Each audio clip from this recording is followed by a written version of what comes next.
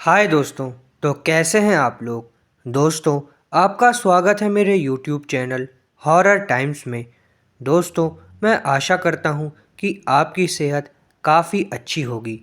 दोस्तों, आज मैं आपको करीम भाई की एक सच्ची डरावनी स्टोरी उन्हीं के पॉइंट ऑफ व्यू से बताने वाला हूँ। तो दोस्तों, शुरू करते हैं। रात के करीब 2:30 बज रहे होंगे। नाइट शिफ्ट करने के बाद मैं पैदल ऑफिस से घर लौट रहा था। गाड़ी ना होने के कारण बीते 1 डेढ़ साल से मैं सूनी बियावान और लंबी सड़कें हमसाया बनकर मेरे साथ चलती हैं।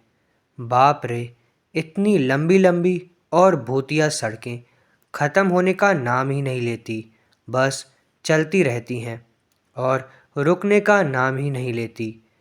कहीं ऐसा घंघोर अंधेरा कि पैर कहाँ पड़ रहे होते हैं पता ही न चले, तो कहीं खंभों की लाइट से फूटते सफ़ेद झिलमिलाते प्रकाश में नहाती सड़कों की खूबसूरती देखती ही बनती है।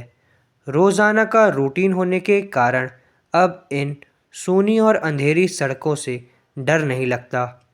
इन्हीं सूनी और रास्तों पर दिन भर हैवी ट्रैफिक और चहल पहल रहती है और एक कदम पैदल चलना भी दुष्कर हो जाए।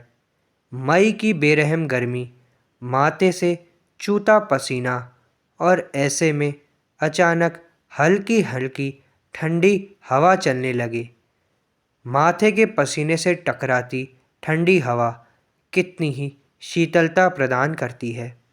ऐसे में कौन बेवकूफ़ होगा जिसका मन गुनगुनाने को नहीं करेगा। गुनगुनाते हुए मैं आगे बढ़ ही रहा था कि आंखें एक जगह पर जाके रुक गईं। सड़क किनारे एक सभ्य सी अधेड़ महिला खड़ी थी। करीब 100 सवा 100 फीट दूरी होगी उनकी। कंधे पर छोटा सा बैग लटका था। वहीं पैरों के पास भी एक ब्रीफेक्स ज़मीन पर रखा दिखाई दे रहा था। सफ़ेद प्रिंट वाली साड़ी के जिस किराने से उनके अपना सर ढक रखा था, उससे तो वो किसी भले घर की ही गृहिणी लग रही थी। लेकिन इतनी रात गए, वो भी शहर के भीतर से गुजरने वाले हाईवे पर, कुछ अजीब सा लगा। हो सकता है मायके या ससुराल वालों ने बस में बिठा दिया हो और किसी कारण बस लेट होने पर महिला को देर रात यहाँ उतरना पड़ा हो। शायद उसका घर यहीं कहीं आसपास ही होगा, या फिर शायद सवारी ऑटो या रिक्शे का इंतज़ार कर रही होंगी। लेकिन इतनी रात गए रिक्शा कहाँ मिलता उनको। शायद घर का कोई परिजन गाड़ी लेकर आ रहा होगा। शायद सोचते हुए मैं उसके बहुत करीब आ गया। नज़रों से नज़रें टकराई, मगर वो ज़रा भी नहीं झेपी। मेरी आंखों में बराबर देखती रहीं। भय का नामो निशान तक नहीं, वरना इतनी अंधेरी और सूनी रात में एक अकेली महिला, कम से कम मुझे जैसे मवाली सरीखे इंसान को तो डर ही जाए कोई भी देख के। लेकिन वो तो लगातार घूरती ही जा रही थी। चेहरे पर ना कोई हाव ना कोई भाव। हाँ, होठों पर मुस्कान बराबर जमी थी। मैं ही झपक रहा था अपनी आंखें। मुझे ही नज़रें हटानी पड़ी, कहीं ऐसी वैसी तो नहीं। फिर एकदम से सिर झटक दिया। होगी कोई, मुझे क्या लेना देना। मैं तेजी से कदम बढ़ाता हुआ अनजान महिला को क्रॉस कर गया। अनजाना डर और शर्म के मारे मैंने फिर पलटकर नहीं देखा। न जाने वो क्या सोच बैठे। चलते चलते मैं दूसरी सड़क पर पहुंचा। अब वो सड़क और महिला पूरी तरह से ओझल हो चुकी थी। कहीं कोई भूत वूत तो नहीं। थोड़ी देर पहले भला लगने वाला रास्ता अब मुझे डर से भरा रास्ता लगने लगा।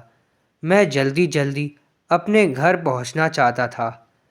इसी भय के चलते मैं जल्दी जल्दी चलने लगा। करीब 1.25 किलोमीटर ही चला था कि अचानक मुंह से चीख निकल गई। वो महिला करीब 100 गज दूर उसके सामने सड़क किनारे ठीक उसी ढंग से खड़ी दिखाई दी, कंधे पर बैग और ज़मीन पर ब्रीफकेस। ये कब और कहाँ से आ गई? एक ही तो रास्ता है यहाँ का। ना कोई गाड़ी निकली और ना ही कोई दौड़ती हुई पैदल महिला मुझसे आगे निकल गई। मेरा पूरा शरीर जैसे मानो पसीने से तरबतर हो गया हो। लगा कि आज की रात मेरी आखिरी रात होगी। वो भूतिया औरत कुछ देर में मुझे चबा चबा कर खा जाएगी। मैं बेतहाशा भागा, इतनी तेज़ कि पता ही नहीं चला कि वो औरत कब पीछे रह गई। भागता रहा और सीधे घर जाकर ही रुका। सांसें बहुत तेज़ चलने लगी। घर के बाहर ही कुछ पल खड़ा रहकर अपनी सांसों पर कंट्रोल किया। अगले दिन शाम करीब 5 बजे ऑफिस पहुंच गया। एक बुजुर्ग कर्मचारी को रात का सारा घटनाक्रम सुना डाला। हंसते हुए बोले, नूर चाचा, अरे कहीं बूचड़ खाने के पास की बात तो नहीं कर रहे हो तुम?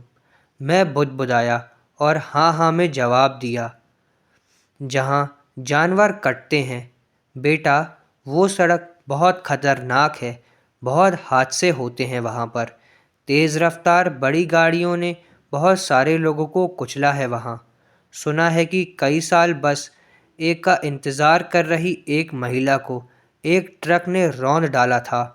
तुझे वो ही औरत उस किनारे पर दिखी होगी। भली औरत की रूह लगती है, कभी किसी को नुकसान नहीं पहुंचाती वो। मैं हैरान था और परेशान भी। कब कैसे निकलूँगा उस रास्ते से रात में पैदल, बस यही सोच रहा था। एक आत्मा औरत की रूह से आमना सामना हुआ था मेरा, पर वो भली औरत की रूह निकली। अब दोस्तों, मैं सोचता हूँ कि कुछ देर यहीं पर ठहर कर जल्दी से जल्दी निकल के की सोच लूँगा।